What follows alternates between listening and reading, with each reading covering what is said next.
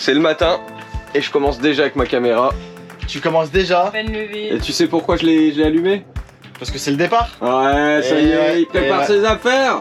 Oh non. Oh et franchement c'est abusé, il est refait que je me casse. Refait.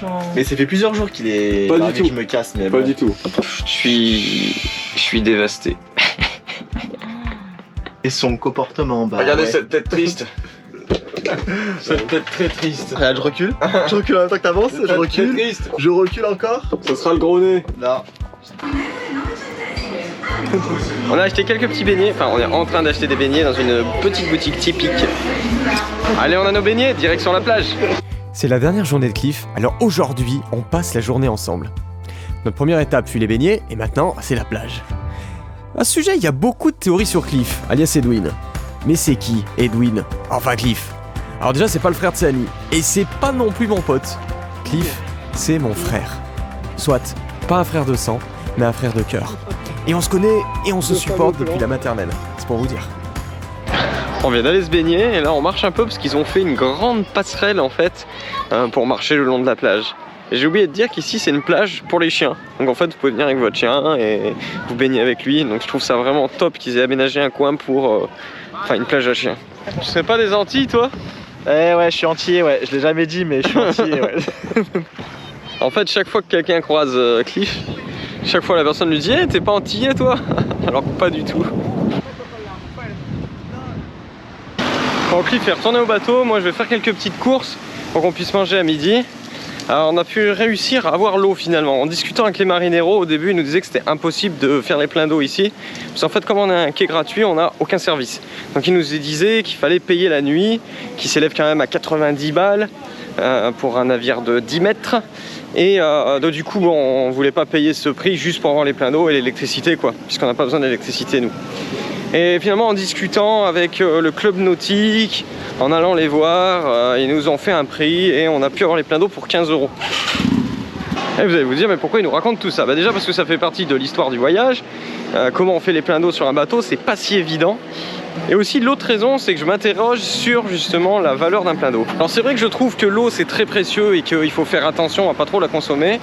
Mais d'un autre côté je me dis que l'eau c'est quand même quelque chose de vital. Pour cuisiner, pour pouvoir se rincer, voilà, pour boire, et que faire payer 15 € cette eau, bon, je sais pas ce que vous en pensez, et j'aimerais votre avis dans les commentaires, est-ce que vous trouvez normal de payer pour faire les pleins d'eau?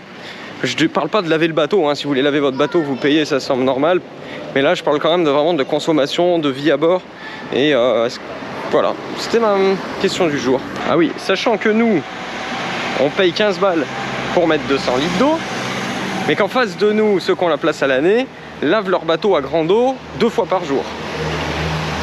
Alors j'ai acheté un petit cadeau pour Cliff, j'ai acheté à manger, je lui ai pris un petit t-shirt de la Sardaigne, ça lui fait un petit souvenir de la Sardaigne, et je nous ai acheté pour Corail un petit drapeau de la Sardaigne aussi à mettre sur Corail, ça fait longtemps que Annie en veut un.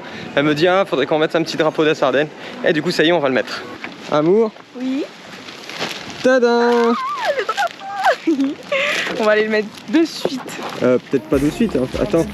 Attends. Allez. On va s'expliquer. Monsieur Pomme, pour votre séjour. Tadam! Oh, Sardaigne. Et voilà. Bah attends, je vais le mettre tout de suite. En plus, ça tombe bien pour la petite histoire. J'avais pas de t-shirt propre. Short propre. J'avais pas de t-shirt propre, donc j'ai dû reprendre un t-shirt sale pour partir. Donc, Le dégueulasse! Tada! Changement de tenue! est-ce que c'est validé par la Corail Family? Moi je valide. Même si vous validez pas, moi je valide. Validé. C'est le moment du départ, et sur le moment, je dirais pas à Cliff qui va nous manquer, et qu'on a adoré qu'il vienne et de passer ce moment avec lui. Je dirais pas non plus un truc tard du genre « Je t'aime mon frère, à bientôt ». J'ai passé un truc de mec, ou juste moi. Merci pour le séjour. Et bah tu nous dis quand t'es bien arrivé. Faites attention à vous. Et oui, ça y est, on tourne une page, Cliff s'en va. Ça fait bizarre parce que je vais pas le voir pendant... Vous me voyez courir, c'est parce qu'en fait, mon pote Cliff est allé prendre le bus. Mais ici en Italie, il faut des masques FFP2. Heureusement, on s'est fait des potes sur le port. Et j'ai un pote qui s'appelle Django, qui m'a donc donné un masque FFP2. Donc je cours pour apporter à Cliff le masque. Parce que sinon, il pourra pas prendre le bus et donc pas prendre l'avion. Et donc il perd son billet d'avion. Et puis il est coincé là. Putain, me faire courir sous le soleil. Oh le salaud. Oh le salaud. Putain. Bon, on a tous les deux couru. Lui avec son sac, moi sans sac. Enfin, comme il est plus sportif que moi, ça compense. Hein. Alors, ce qui est marrant quand même ici, c'est que les masques FFP2 sont obligatoires pour prendre le bus, mais personne en vend. C'est-à-dire, si j'avais pas trouvé le pote qui nous en passe un, personne en vend. Il n'y en a pas dans les bureaux de tabac. Supermarché, il n'y en a pas. Les autres magasins, supermarché, il n'y en a pas. Donc, en fait, vous êtes couillés sur toute la ligne. Du coup, j'ai décidé de l'accompagner. Parce qu'en fait, tout à l'heure, je voulais le filmer en slow-mo, vous savez, au ralenti, qu'il fasse au revoir comme ça, puis que ça fasse au ralenti, puis mettre une musique triste. Et j'ai oublié. Et là, du coup, je vais me rattraper. Je vais le filmer à son arrêt de bus avec un slow-mo. C'est posé. Après l'effort, le réconfort. Après l'effort, le réconfort. Après l'effort, le réconfort. Depuis le temps que je connais Cliff, est-ce que je pourrais le définir en un mot? En un nom. En plusieurs peut-être. D'abord le cœur. C'est un mec qui a du cœur. Si t'es triste, il va l'être aussi. Et si t'as besoin de lui à 4h du mat, il va venir. Il va venir tout le temps. Je dirais aussi la folie. C'est le genre de gars, tu peux l'appeler, tu lui dis « Hé, on est en Corse, tu prends l'avion, tu nous rejoins ?» Et il va dire « Ouais. » Et solaire. Il n'y a pas à dire. Quand il est là, quand il est quelque part, il rayonne. D'abord avec son super sourire, et puis tout le monde rigole. C'est comme ça. Cliff, il irradie la bonne humeur. Sans Cliff, il n'y aurait pas de Corail en voyage. Parce qu'il est l'un de ceux qui m'a toujours soutenu pour ses voyages en voilier. Et faut l'avouer, ça fait des années que je le saoule à le faire venir n'importe où pour faire du bateau et à prendre des noms compliqués du style winch, boot, drosse d'un rouleur. Tout ça pour dire que c'est pas que pour l'embêter que j'ai mis cette musique triste. C'est parce qu'à mon tour, quand il part, je suis vraiment triste.